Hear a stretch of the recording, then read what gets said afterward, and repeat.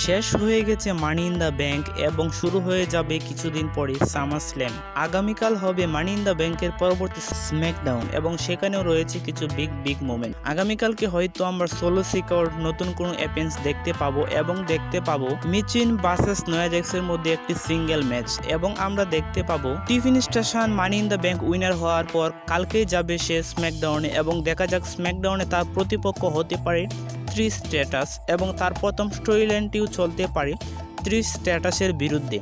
এবং আমি যতটুকু মনে করতেছি যে সামার স্ল্যামে বেইলি ভার্সেস নোয়া জ্যাক্সের ম্যাচে মানি ইন দ্য ব্যাংকটি ক্যাশ ইন করতে পারে টিফিন স্টেশন এবং আমরা আরেকটি ম্যাচ দেখতে পাবো Baron Corbin and Apollo Crews versus Humberto Carrillo and Angel গার্জার মধ্যে একটি ম্যাচ এবং সেই ম্যাচটিতে আমি আশা করব Baron Corbin and Apollo Crews যেন এই ম্যাচটিতে জয়লাভ করতে পারে এবং আগামীকালকে স্ম্যাকডাউনে সম্ভাবনা আছে জেমি উসোর ব্যাক করার এবং রোমান রিংসও খুব শীঘ্রই ব্যাক করবে আমাদের মাঝে সামার স্ল্যামের আগে স্ম্যাকডাউনে বা সামার স্ল্যামের মধ্যেও ব্যাক করতে পারে। আজকের ভিডিও এই পর্যন্তই। আমাদের চ্যানেলে নতুন হয়ে থাকলে অবশ্যই প্রতিটি ভিডিওতে লাইক কমেন্ট এবং সাবস্ক্রাইব করে পাশে থাকবেন। ধন্যবাদ সবাইকে।